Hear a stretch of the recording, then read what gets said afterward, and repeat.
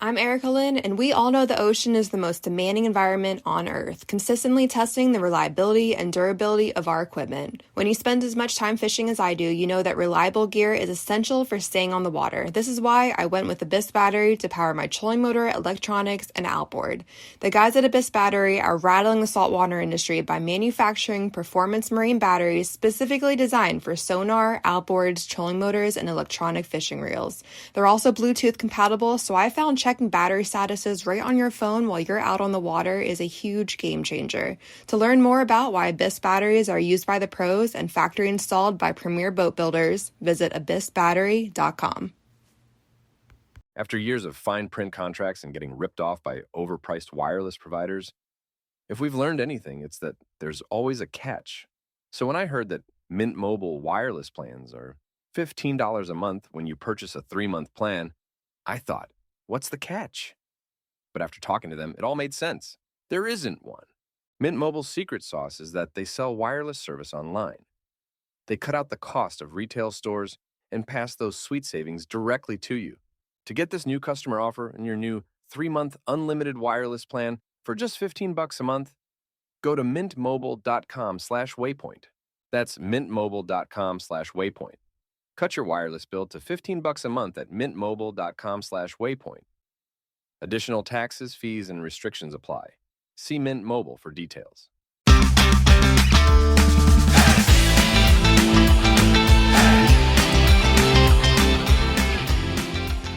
Hello and welcome to the Publicly Challenged Podcast. I'm your host, Luke Oswald, and I hope you join me on my quest for knowledge to become a better public land hunter, angler, and forager. Stick with this and who knows, maybe we will learn something together.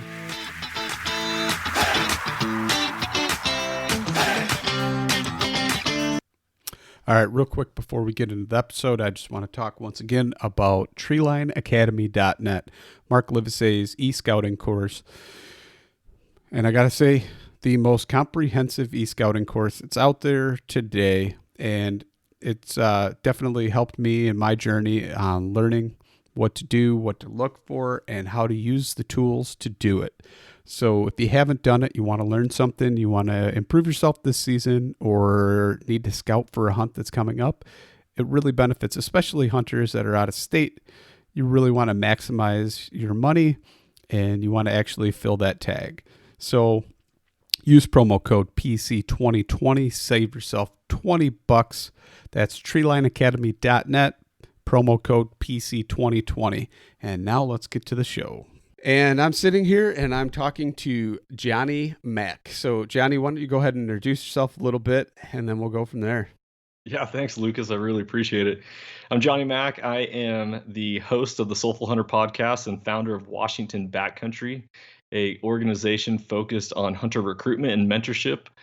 And we are based out of the state of Washington, but really we're trying to go nationwide because we want to reinvent and reimagine hunting for everyone and get everyone involved, because it has inspired and transformed my life and given me a lot of purpose and passion and drive.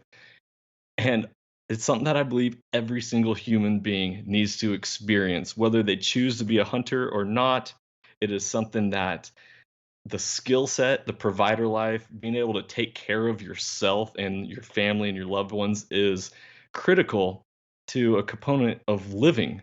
And so being able to provide your own sustenance is huge. Started this from a journey of trying to get into hunting, learning that it's very difficult to get into it without any type of mentors, and realized that what I learned, everyone else needed to learn as well. And so I wanted to give my shortcuts or whatever I've learned to help and pay it forward. I believe that you can't outgive good, and that hunting has the power to transform your life through primal adventure. And so my mission at Washington Backcountry and the Soulful Hunter is mentorship is conservation. And we're here tonight chatting all about it and just having a great time. So, man, thank you for having me on. I really appreciate it. Thank you for coming on. So let's kind of get into that a little bit more then, because I mean, it's pretty interesting that you came up with a concept about, mentorship is hunting and hunting is conservation. I mean, we all get that like that premise, but what are you guys doing exactly? And, what are you trying to do as far as mentorship? So one of the things that when it comes to mentorship and hunting, people instantly think hunting locations. They're like, okay, I either want to go with someone so I can go to a location that has animals so I can see how it's done, or I don't know how to find a location with animals. And then the hunter, the experienced hunter is typically like, well, I don't want to give away my location. It's such a secret. Going into it, I'm a middle school phys ed teacher on my day job, and I know as a physical education teacher and a former high school coach and middle school coach of a lot of different sports, that if a child does not have success within the first couple tries of something, they're going to give up. And it doesn't mean success like the ultimate success, like you trying out baseball and hitting a home run. That's not the success we're talking about, but making contact with the ball or throwing it accurately or just being involved and finding the small wins is what hooks people. And so when people want to get into hunting, which society is not pushing it on people, they're not pushing the primal way of living, they're not pushing hunter education, at least in the state of Washington. I believe that hunter's education should be taught as general public knowledge, just like driver's ed. You should know how to drive a car. You should know how to handle a weapon safely and know how to procure food for yourself. And so I was like, dude, I got turned down by people when I asked them if they'd take me to go hunting. They're like, I don't know. Our hunting camp it's always been my dad or my uncles or. And I was like, yeah, but you don't understand. Like at this time, I wasn't a father. I was about to be a father, and I was like, I need this. I need to learn. And so when you want something bad enough and you identify the need, you always get what you want. And for me, I wanted to be a hunter. I wanted to learn how to hunt, and I got that. But I did not get it through the typical means of generationally having it passed down from grandfather to father to son and all that. I had to go search for it on my own. And through trial and error and a lot of difficulty and a lot of failed hiking with a weapon stories, I things just kind of came together, and bada bing, bada boom. You do it once, you can do it again, um, and you just start building off of your experiences to the point where I may not kill something every time I go out hunting, but I know that I'm gonna at least see the animals that I'm pursuing. Which that was like the biggest win for me, man. I grew up hiking and backpacking all over the United States, and I never, not never, I rarely saw animals. However, I had it in my mindset that if you go out in the woods, you're automatically going to see animals. It's not the case. not the case. Nope. And so here I was. I'm like, dude, I do not get this. I'm trying. I'm struggling. And so through my struggles, and maybe it's because I'm a natural teacher and that's just what I do. And I just wanted to share it with others. It's like I talk about this on my podcast before, but if you find a restaurant you really love, like you really are like, oh, dude, this was the best. Do you keep it to yourself or do you share it with all your friends and family? That is how I view it for hunting. Hunting, I love it. I can't believe everyone isn't going. I can't believe everyone's not trying it. It's the best thing. And so that's kind of a roundabout story about why I do everything that I do. And I just find so much fun and enjoyment out of it. No, that's pretty cool. I actually just got a guy at work to finally take his hunter safety course. And he's like, man, I don't really know if I want to deer hunt. And I don't know about small game or this and that. And I go, well, maybe that's not your thing. I said, because he's kind of like a real high energy guy and just kind of hyperactive. And I'm like, he's just pretty intense and all over the place. And I'm like, I mean, maybe you really want to go elk hunting or stalking a mule deer or something. He's like, that sounds pretty cool. And then I showed him a picture. Bo Martonic just got his tundra caribou. And he was like, man, that's cool. man, I think I'd like to do that. So he went, because I just showed him that one picture and like some of the adventure that went along with it. He's like, adventure hunting. That's what I want to do. And he took his hunter safety course. I mean, he went and took the first step. And it's pretty cool that, I just kind of showing him and talking to him, because I've offered a lot of times and he just didn't really take the bait. And then he started talking to me and he's like, one of the things that I think, even if I don't stick with it, if I develop some skills and actually kill an animal, at least I have something I can pass down to my children. Bingo. And I was like, that's it. Right. The legacy. The legacy is huge. Yeah. Also, what you said was you hooked the guy and he was like, adventure hunting, huh?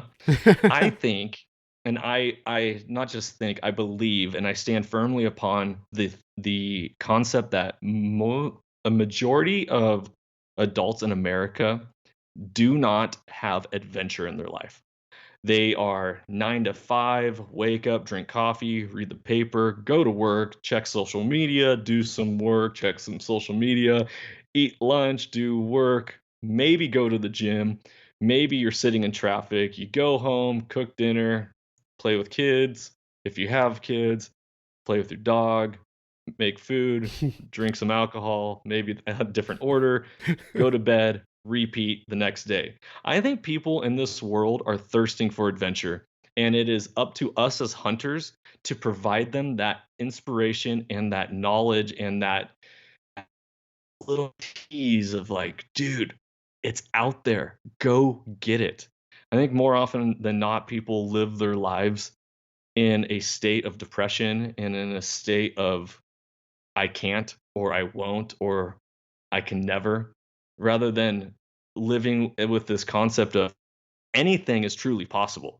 The mind over matter thing. I believe in speaking things into existence, but it all comes down to identifying what it is that you want. I went to a leadership conference about a year and a half ago, and we were sitting knee to knee. We had to choose a partner randomly. Like there's hundreds of people in this room, and you just kind of pick somebody, and you're forced to sit knee to knee with them, not touching them, toe to toe, knee to knee, and you have to stare into their eyes the entire time. You can't, like, you can blink, but you're not supposed to look away, because a lot of people, like, they get uncomfortable and they look away, and all that person does is says, "What do you want?" And you're supposed to answer it. And if I asked you, Lucas, what do you want? What's your answer? Probably self-sustain. Just be out there. Live out west. One of the most interesting things is that you had to hesitate to answer that. Why is it that you do not even know instantly what you want? Why is it? And I think that, and not, I keep using the word think, I know that people need to identify what they want, because you always get what you want. Because when you want something bad enough, you're going to pursue it and get it. And it starts with people not knowing what they want out of their life. Midlife crises, changing careers, people getting divorces, whatever it is. People are so consumed with something else rather than looking inward to identify what makes them tick, what they need, what they are thirsting for, that they go throughout life lost, and not even lost, but like confused, not sure where to hold on to or gravitate towards. And so my thing is that inward reflection leads to outward correction. And that's from my brother Lucas Mack. He's a champion. He's my hero. He's also the host of the Golden Rule Revolution podcast. But inward reflection leads to outward correction. So when I say, what do you want, Lucas? You should be able to answer that. Like, what did I want? I wanted to be a hunter. I don't know why it took me until 29 years old to take my hunter safety course. I don't know why it took, the path that it did to get me into hunting. But what I did know is that I wanted to know how to hunt. I wanted to know how to find animals, kill them, process them, bring them home, feed them to my family, and pass it on as a staple of a foundation of who we are in the Mack household. That is what I wanted. I also want everyone to experience it. And that is why I'm on a mission to share mentorship as conservation, that hunting has the power to transform lives through primal adventure, and to every single person experience hunting. Not everyone's meant to be a hunter. I get that. But when we're talking about legislation, and this is where I find it very interesting, where, people are always like, oh, take a kid fishing, take a kid hunting. That's great. I totally support that. The problem is that when we're talking about anti-hunting legislation, when we're talking about politics, when we're talking about even being able to buy ammunition and all this stuff, their parents support them. Adults do. And so that when a person gets an opportunity to experience something that they can fall in love with, it'll impact and change the course of history. When more people can get involved, it's not about not having enough animals to hunt. It's not about having enough public lands to hunt. It is about people. It's about people becoming better humans and going through the process of identifying where your food comes from, being able to serve it up on your own plate because you put in the work and effort. It makes you a better person. Just like going to the gym and working out, you don't get benefits and gains from the gym by staring at the weights. You get benefits through going through the action. So you may know where your food comes from, but the moment that you go through the action of getting your own food, it's life changing, life changing. And this is why I'm on a mission. Everyone, if you're hearing this podcast and you do not hunt, or you know people that do not hunt, it's time to get vocal and share your love and what it's done for you with the world. Everyone needs a good hook, and it's time to identify and be courageous enough to share it with the world. Absolutely. I think it's kind of weird. It's almost like it's ingrained in us. It's in our DNA. It's there, that primal nature, that urge, and we become so disconnected, not only from the actual act of the hunting and the nature itself, but like even from reality these days. There's so many detractors that are pulling us away that I think people even feel lost. They truly don't know a purpose or what they're doing. And I feel it every time I'm out in those woods. There's something that's calling me back, something that's drawing me every time that I'm not there. Even when I'm playing with my kids, I'm like, you know what? Let's go outside. Let's take it outside and try and just give them those little lessons, because it benefits everybody. You can tell when they're trapped in the house, they're cooped up, or they're watching a TV show. You just notice how they're just getting even further disconnected from reality. And I always just, all right, let's go outside. Let's go do something and try and give them a nature lesson. Well, that's the thing that people don't understand, that nature is healing. Period. There are actual medical studies done in hospitals where two patients have the exact same diagnosis, whatever it is, but one is in a room that overlooks a parking lot and one's in a room that overlooks a grass field.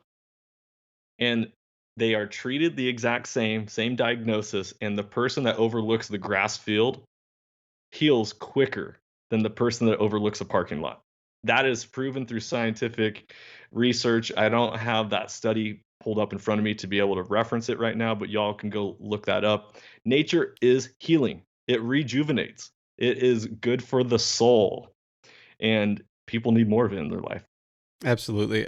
Even my friend Abby Artemisia, forager that I had on the podcast, she ended up getting out and doing more things in nature with her manuals and looking, and she had a car accident and just kind of therapy for herself, and it ended up helping her with some of the problems that she had along with that. And in turn, she ended up learning a bunch of different species and became a botanist. And now she's a teacher, an educator for others as far as foraging goes. So it's pretty cool. See how that can happen. So I kind of want to get in, now we'll transition from that a little bit. I kind of want to get into like, what was the catalyst? What was the exact moment where you're like, I want to do this? What was the driving force behind you saying, I don't understand how to hunt. I don't know. I don't have that skill set. what point or where was that at in your life? From my parents' divorce. And I was 29 when I was working very closely with my father. He was a high school football coach, and I was his defensive coordinator, and we were working very closely in the same school district and all this. And I realized that all my life choices have been to satisfy the desires of my parents and not satisfy the desires of my own heart. And so here I was in 2001, a senior in high school, when 9/11 happened. And I saw the planes crash into the Twin Towers. I watched Black Hawk Down. All I wanted to do is go support America and join the military. I wanted to be an Army Ranger. But here I was playing high school football that I was really good at it. And football doesn't last forever, so I was like, I want to continue this as long as I can. So instead of joining the military out of high school, I decided to pursue college sports. And when I was in college, I was like, oh, okay, well, I can still go back to the military once I get a degree and go in as an officer. So this is going to work out all right. And then I got hired. And when I was in college, well, before I got hired, when I was in college, I had to choose a degree. And I was like, man, I don't know what I want to do. I was like, I like sports. I guess I'll teach PE. Turns out that I was literally following my dad's footsteps. My dad is he's retired now, but a former music and PE teacher. And so I even work currently in the exact same building that my dad taught at. And I worked in the same office as he taught it and that I grew up in. And I realized I was turning into a miniature version of my father. And I'm not going to speak negatively about my father on this podcast because our lives have all led us to where we're meant to be. And I get to walk this out daily. This is my life, not my father's. But I will say this, that when my mom and dad ended up getting a divorce, it made me really, truly reflect upon what I was doing with my life because I was not satisfied with where I was in my present moment. I knew that I had desires and that I was always pushing them aside. And so finally, it was my parents' divorce that I was like, okay, I'm going hunting. I'm gonna pick this up and I'm gonna pursue it. And I think one of the biggest impacts of why I've fallen in love with hunting is because it has nothing to do with my father. It's not something that was passed down generationally to me. I taught myself. And the minute that you get to learn and teach yourself something, it impacts you more than anything else. And so I became self-sufficient, and in that found passion, found purpose, found a love that I wanted to share with everyone else. And I was coaching high school sports. I was meant to be the next head football coach and have my own mini legacy behind my father. And it turns out that's not what I wanted. And so here I was, I found it, and now I get to pass something brand new on to my children. And I get to be the man that I wanted to be for not only myself, but for my wife and my children. And I'm not going to bring any of that generational garbage that, gets passed down from family members of family members, and that people are like, oh, my old man, or, all this stuff. It's like, no, I'm starting fresh. There was a period in my past life. I'm not the same person I am today as I was in my 20s and before. I am on a journey to be the best husband and best father and best hunter that I can be. And that is kind of like my story of how I got into it. And that's why I started the podcast, Soulful Hunter, because I realized that it wasn't just hunting. It wasn't just squeezing the trigger. It wasn't just this concept of getting food. It was getting food, squeezing the trigger, finding adventure, challenging myself, overcoming fears, planning, learning new things, all of that. Hunting, I think more often than not, people when they talk, it's this or that. And I am a believer that it's this and that. It's it's I get to go on an adventure and I get to bring food home. It's not I get to go on an adventure or I bring food home. And so I think that's just what fuels my fire that much more, is to just really inspire people, because I'm a believer that inspired people inspire people. And I want to be someone who is inspired and sharing my love for hunting with the world. So what was the animal that you decided once you were going to hunt that, this is what I'm going to pursue, or what did you decide to go after first? Yeah, that's a great question. So it all started, I've always been a pro Second Amendment guy. So guns have fascinated me. Red Ryder BB gun was in my hand from a young age. Like, I was always shooting green army men and GI Joes out in the backyard, pretending I was on some like great Western country movie and on this journey of self-reliance, when in fact I didn't know how to do any of it, and it took me a long time. So, like, to answer your question, it's a two-part. First part was coyotes. I wanted to hunt coyotes year round in the state of Washington. It was the only thing that was open where it didn't have a season. And I coached high school football, middle school boys and girls basketball. I coached either lacrosse or track. So all my year round was just booked. And I didn't prioritize hunting. And so I was like, well, I'll fit it in amongst all my other hobbies I used to do and all this stuff. And so coyotes was my main thing. But when it came to actually like big game hunting, and everyone, I feel like, starts off like wanting to hunt deer. They're like, oh, deer hunting. That's like, whitetail deer is the most commonly hunted animal in North America.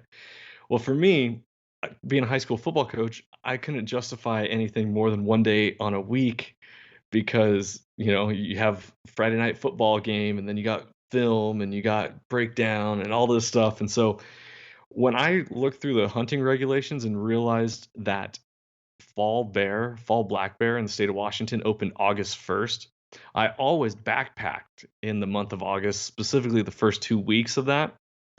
And football didn't start till like August 16th or 18th. I realized that I could go backpacking and bring a gun and go pursue black bear for a week without having any time constraint. And so from that point on, I wanted to shoot a black bear. That was my goal. That ended up being the very first big game animal that I shot and killed. And it wasn't until, this last year that I shot my first deer, which was a doe on a special permit draw here in the state of Washington. I shot a doe in the month of August, and then I shot my first buck in November. So, like, it's a long journey for me to even get to that point of shooting my first deer, but black bear is my answer. And actually, turns out that in the state of Washington now you can hunt and shoot 2 black bears a year. There's so many of them. So it's also one of the things that I like to do, is advocate for predator hunting and say, hey, before you say you just want to shoot a deer, why don't you try hunting in the month of August and go pursue black bears and use that as a moment and a time to get yourself better afield, and then apply that skill set to deer hunting. That's one thing I've always wanted to do, actually, is go bear hunting. I've never done it. I know a lot of people that have, but they paid outfitters. They went up north, and not that I'm against that or anything about that. It's just, it's not my thing, and I've never really liked the idea. I get the management aspect of hunting over bait, especially if you're somewhere up north, like in Minnesota or Wisconsin or something like that, to where it's so thick a timber that really realistically on a chunk of property that you're going to be hunting, you can't even see it unless you have a bait site for it to come in. I get that, but it was just never my thing, and I've always wanted to like spot and stalk a bear. I just thought that was so cool, and to do it with a longbow too. I've always wanted to do that, and I've never done it. But that's pretty cool that's like the first animal that you went after.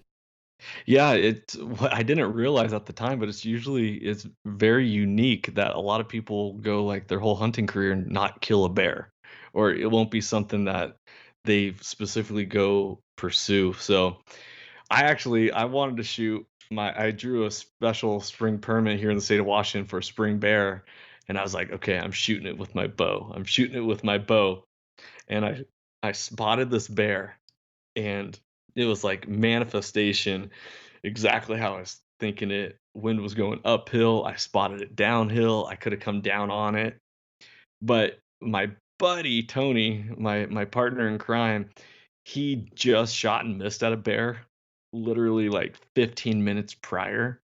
And I was like, we have to get a bear down before I just go chase an animal with a bow. So I ended up shooting it with a rifle. And my buddy Chad Riker of Backcountry Rookies podcast, he's like, yeah, from what I've always learned is that if you ever bring a rifle on a archery hunt, you're never going to kill anything with a bow. So I'll remember that for next time. Thanks, Chad. Nice. It makes sense though, right? Yeah, totally. Yeah. But so that wasn't your first bear you shot. That was like an additional bear. How many bears have you gone after since then? Or since your first? Yeah, so I have had the ability, I have experienced a lot of emotions in a short amount of hunting career. I've shot and killed a bear. I've hit a bear and not recovered it. I've shot and missed at a bear. I've shot and killed a killed a bear. So like I've done it all. Um, I've successfully killed 2 bears. I've been a part of 4 bears being killed.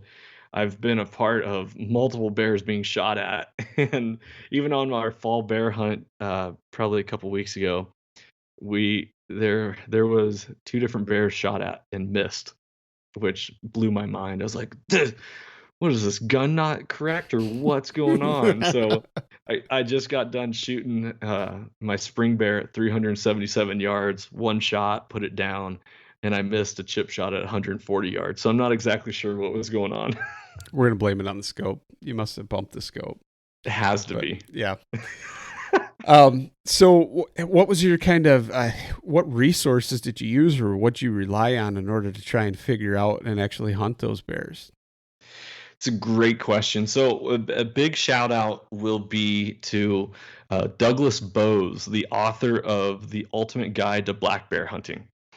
So it turns out that the author of that book, his wife is one of my cousin's good friends. And it's a small world, and the dude only lived like a half hour away from me at the time.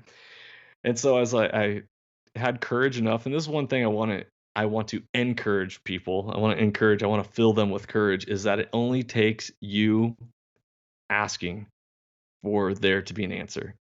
So I was like, I didn't know this guy, and I asked him if he'd join me for breakfast one day so I could pick his brain about bear hunting. And he obviously knows what he's doing and all this stuff. And I had this conversation with him, and I left feeling like I still didn't know what was going on. And he'd say, Google Maps, and then find berries, find the bears. And I'm like, okay, I understand that. I still don't even know what it looks like, to what the topography or satellite image of what a berry field would look like.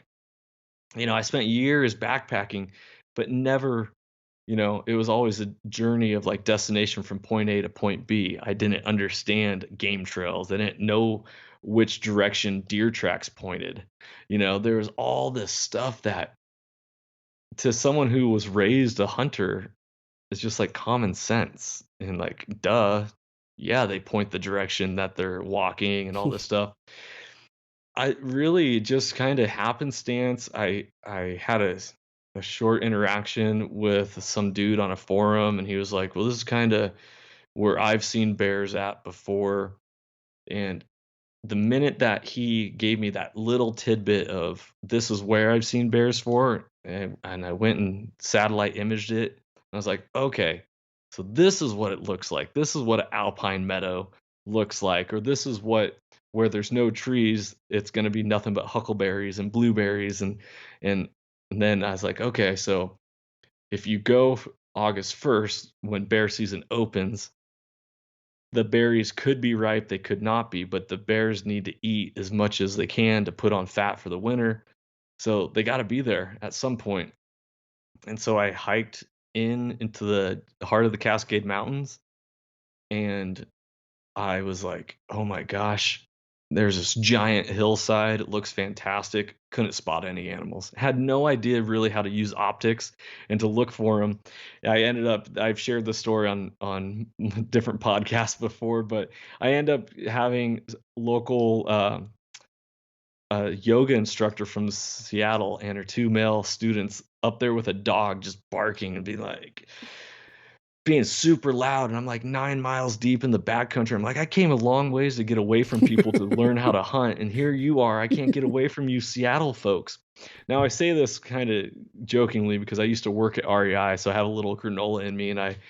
And at the time I was wearing Birkenstocks, and I always bring Birkenstocks on my hunt. For all of you who love the croc life, I just can't do it. Plus my wife thinks they're horribly ugly.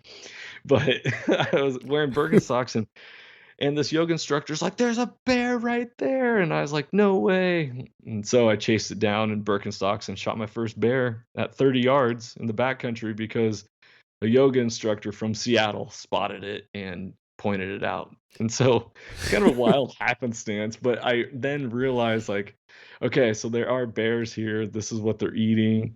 And then just practice. And literally the whole point of boots on the ground, you don't know until you actually are there to get a good understanding of it. So for all you people trying to get into hunting, it takes time, and it takes you physically being in the location, not just e-scouting all the time.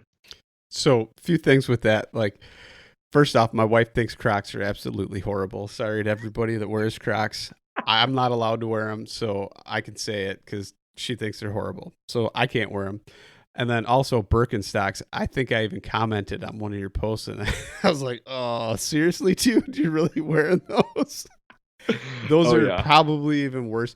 Those are like, I don't even know. That's not even the granola version. It goes beyond that to something I'm not even going to discuss. But aren't they heavy too? Birkenstocks are freaking heavy. They're not like a light, like a Croc. Yeah, so the pair that I killed my first bear in was the cork ones that are super heavy. The cork, but that's with all the, I like, had the at the time big because heavy grain leather.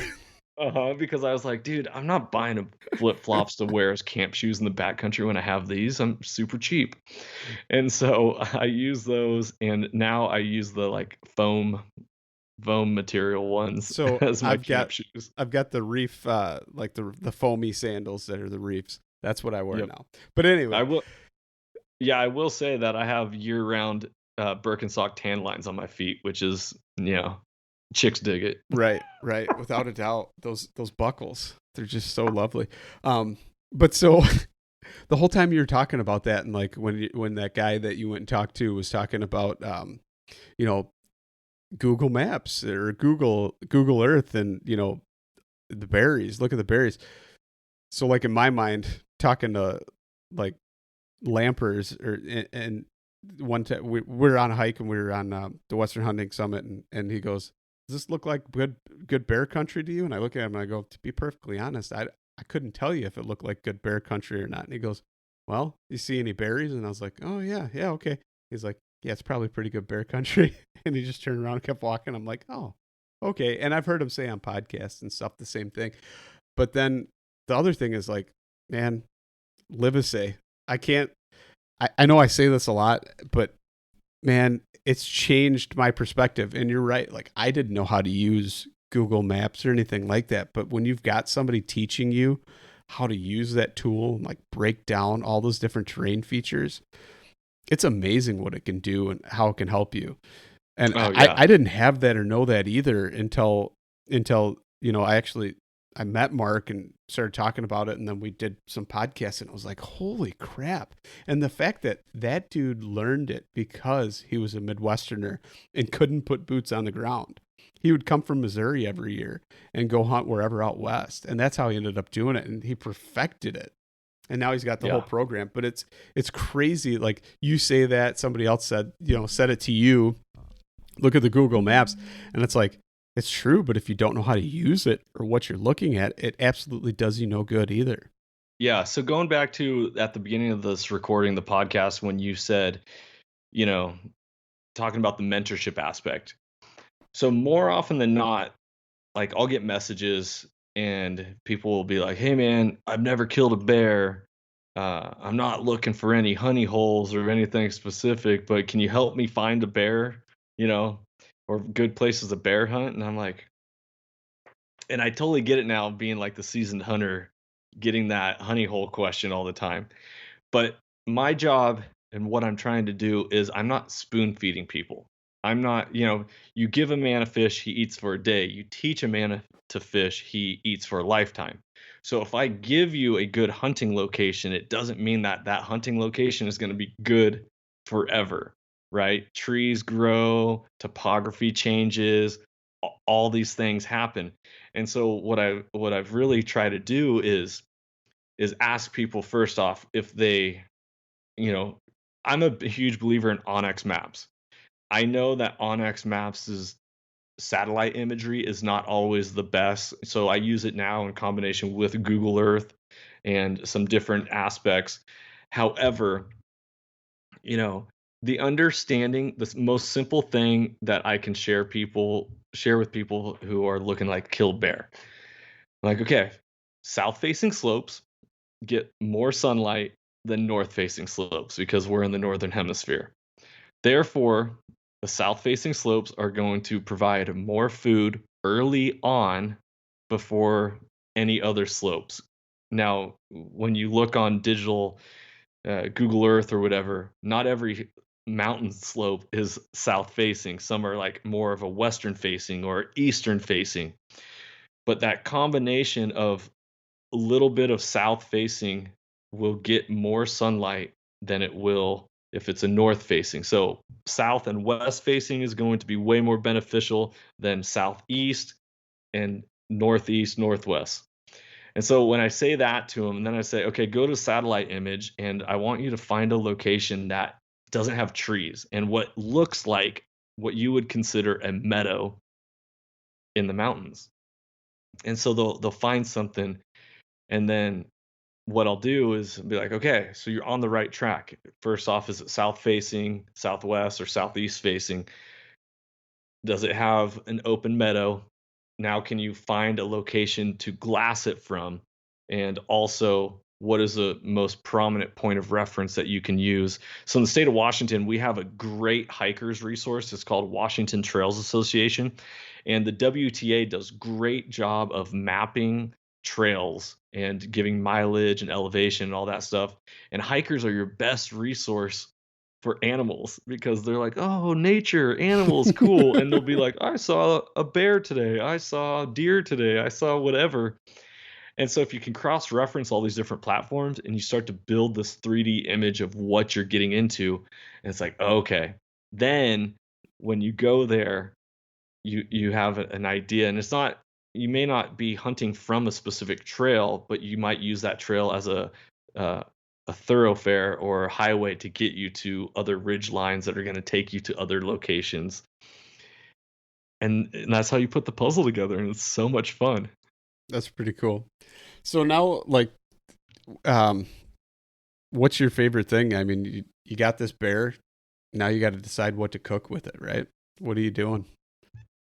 So if you're talking about my very first bear, I was freaked out of the oh man, what trichinosis? Yeah, trichinosis, yeah. I was like, number one, I don't know what I'm doing. I've never processed. I mean, I had biology class as like a freshman in high school. That was the last time that in a fish. So when I was cutting into my bear for the very first time, I was like, holy smokes, what am I doing? I ended up just grinding it all. I took all the meat, I ground it all, and it was great until I realized that I don't just want to eat hamburger the entire time. And so I'm actually a huge fan of bear roasts. I actually put a recipe on my Instagram, Washington Backcountry, where you sear it in a pan with some either butter or oil and some red wine, and then you put it in a crock pot with all your vegetables with some more red wine and season it with garlic and whatever else, and slow cook it on low for 8 hours or cook it on high for 4 hours. And dude, I love a good roast. Big fan. That sounds good. Did you ever render any bear fat yet? Yeah, so one of the coolest things that I can tell anyone who's who, if you've never killed a bear or if you've never done this, is if it's a fall bear, because my spring bear I killed this year had zero fat on it, like none. So I didn't get to keep any bear fat. However, fall bears, you take that fat, slice it off in chunks, like big old white slabs, just nasty and greasy. And you put it in your, if you're in the backcountry, you put it in your jet boil or your backpacking pot, and you just crank that heat until it all melts to oil, and then whatever's left is the gristle, and you can scoop that out and throw it away. Then you take your tenderloins, and I always backpack with salt and pepper, or I totally recommend Montreal seasoning. And you cut up tenderloins in little tiny cubes, like chicken nugget size, and you boil them in the rendered bear fat. And then when they look completely brown, cooked all the way through, take them out, season them. It will be the best bear you've ever had. It was incredible. So that's awesome. Now when you're talking about the jet boil, it's got me thinking though, are you using like the jet boil sumo to where you can like reach in there and get better, or the traditional one where you're really digging to get to the bottom of it? Yeah, traditional, really dig into the. That's why the extended sporks that they make for backpacking food, those come in real handy for the jet boil. That you got to reach in there deep to the bottom to get it. Because I almost thought about trading mine off and getting the wider one just so it's easier to do stuff like that. Yeah, but yeah, we could talk gear for days, right? In due time. But yeah, right. So what's kind of your plans now? Now that you've kind of got the bear thing figured out and you're applying this towards other things. You got your first deer last year or last November? Yep. Got my first couple deer last year. The year before, I actually shot my very first elk, which was, man, once in a lifetime elk. That was my very first time archery hunting. So I've gotten bear, elk, deer. On this last bear hunt that I did a couple weeks ago, on my journey in, I just happened to stop and glass up into this meadow, and I saw a buck of a lifetime just feeding out in the open. And this is on Western Washington, so it would be considered a blacktail, even though it might have some mule deer DNA in it. But just giant 4x4 eye guards, kickers off the side. And I was like, oh my gosh, I don't even want to hunt bear anymore. I just want to go shoot this animal. So I am sacrificing my archery elk tag to go and hunt in the state of Washington. We have what's called the high buck hunt, which you are allowed to hunt deer with rifles in September, but only for 10 days. And it's only in wilderness areas. So not all GMUs are open. And so I've never high bucked hunted before. And so I'm about to try something brand new with this buck in mind. And I can't wait. I can't wait to share the photo with everyone once I take it with it. It's gonna be epic. So if you don't, are you gonna be sad that you sacrificed your elk tag? No, because well, first off, I'm gonna kill this deer, so that's besides the question. I always speak in the affirmative. Right. I am a believer in, I'm not gonna try to do something. I'm going to do it. So perfect. I like to speak things into existence. Going back to that. However, I also have a bear tag in my pocket, and I'm, at the end of the day, I have not bought red meat at a store in over 2 years. I don't want to buy red meat from a store at all. So whether it's that deer, another deer, a bear, a combination of all of them, we're killing some animals on this trip. My buddy Tony, who's going with me, we're going to be filming it as well. He's got a bear tag and a deer tag, so there's a lot of opportunities for shots to be fired on this trip. That's pretty cool. That's awesome, man. Yeah, for sure. So, I guess that's kind of it for right now. What you want to tell people one more time where they can find you and the name of everything? Yeah, my pleasure. So first off, you can find the Soulful Hunter Podcast. It's on iTunes. It's on Spotify. It's on all the different players that you can find a podcast at. Also on social media, Facebook and Instagram, the Soulful Hunter Podcast. But before the Soulful Hunter Podcast kicked off, I started Washington Backcountry, and we're on Instagram, Facebook, Twitter. We have a YouTube channel that is Washington_Backcountry. But the website, you can go to WA, like the state of Washington, WABackcountry.com, or you can go to soulfulhunter.com. They're two different landing pages, but they take you to the same location.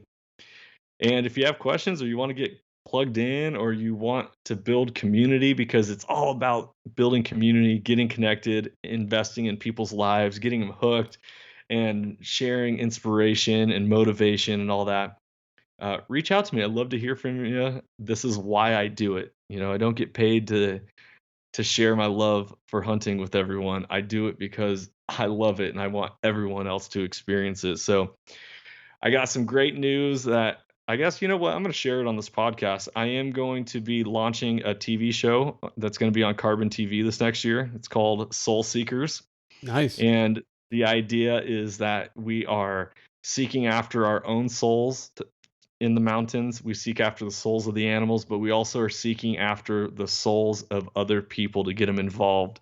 And so the concept of Soul Seekers is that either it will be a brand new hunt for myself or the people included, or it will be a mentored hunt, either with the mentee having a tag for the specific animal or them just joining us on a hunt and going through the process and learning hunting. And something, a lot of hunting shows are focused around the kill shot.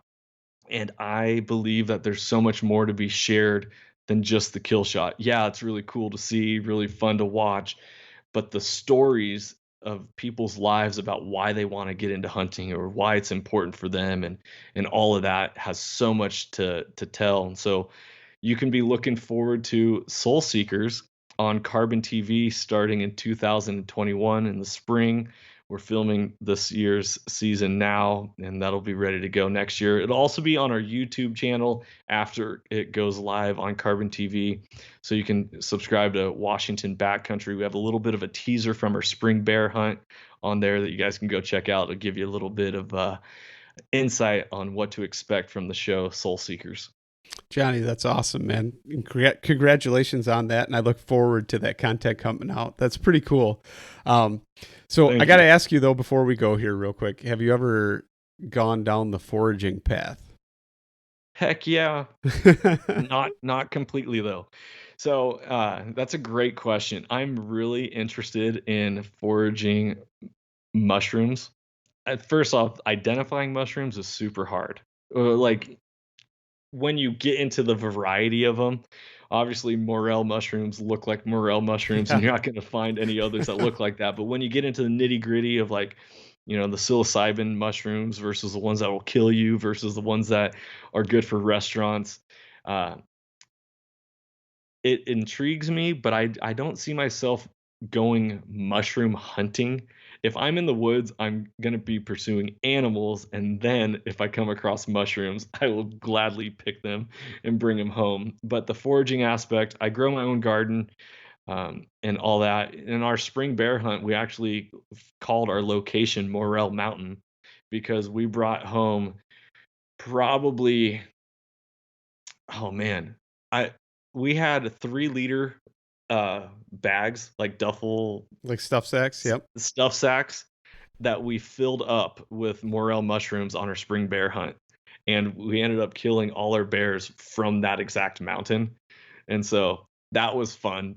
We packed in an onion, we cooked some tenderloins over a fire, had some morel mushrooms with our bear tenderloins, and it was like, dude, it was primo. That's absolutely amazing. That's awesome. That sounds so good right now too.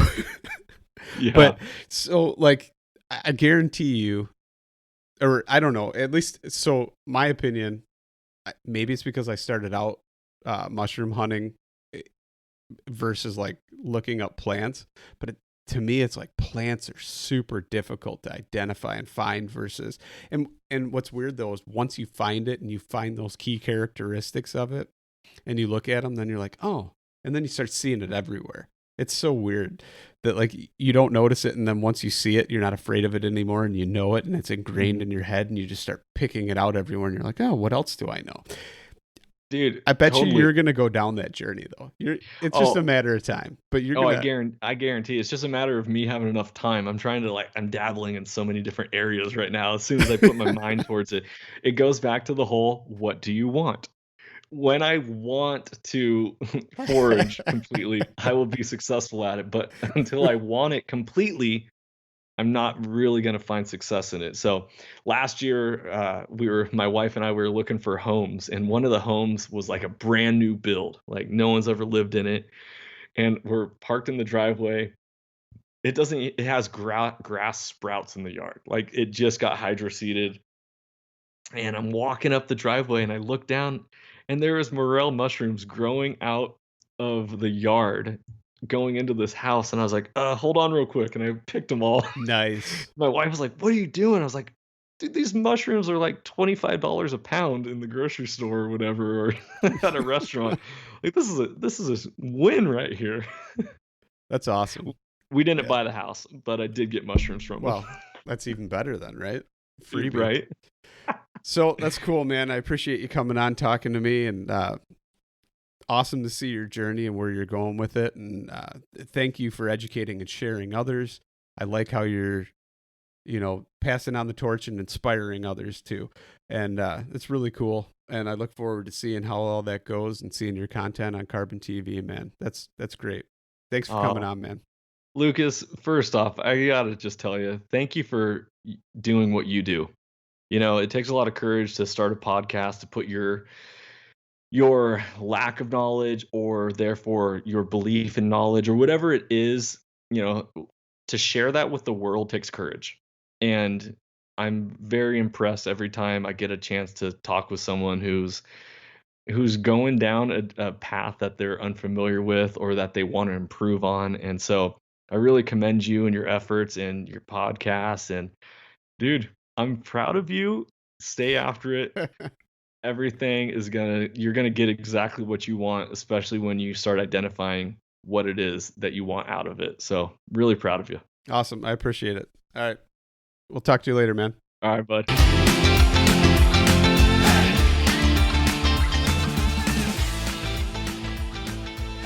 And once again, thank you so much for listening to the Publicly Challenged podcast. I hope you enjoyed the show, and if you did, please subscribe on whatever platform it is you're listening to. Also, if you could leave a review, that would help us out. And you can check us out on Instagram or at publiclychallenged.com. And once again, thank you so much for listening to the show.